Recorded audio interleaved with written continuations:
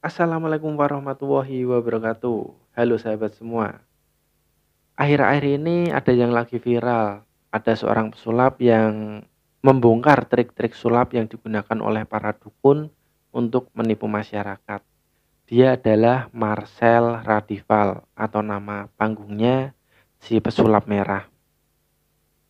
Si pesulap merah ini berusaha menyadarkan masyarakat kalau kekuatan-kekuatan mistik yang digunakan oleh para dukun itu sebenarnya tidak pernah ada.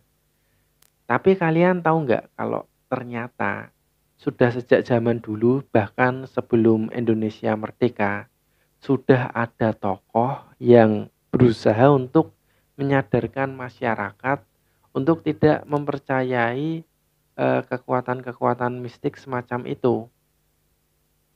Penasaran siapa orangnya? Mari kita bahas bersama. Pada tanggal 15 Juli 1942 hingga 30 Maret 1943 masih dalam masa perjuangan merebut kemerdekaan Indonesia.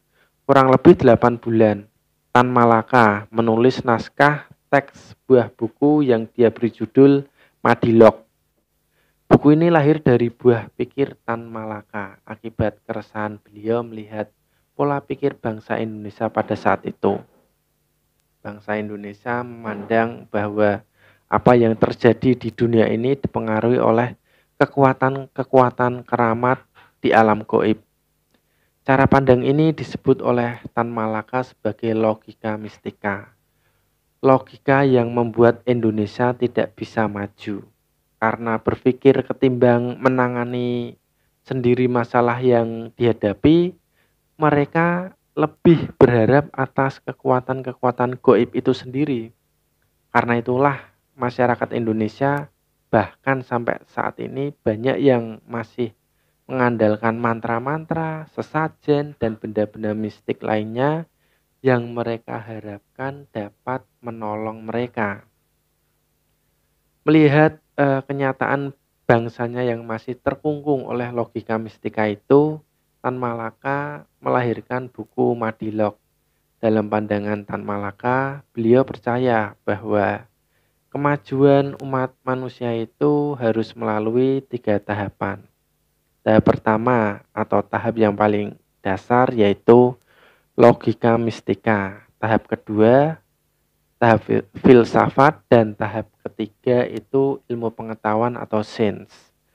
Dan selama bangsa Indonesia ini masih terkungkung oleh logika mistika itu, tidak mungkin bangsa ini bisa menjadi bangsa yang merdeka dan bangsa yang maju. Buku Madilog ini merupakan himbauan dari seorang nasionalis sejati buat bangsanya untuk keluar dari keterbelakangan dan ketertinggalan karena masyarakatnya yang masih menggunakan logika mistika.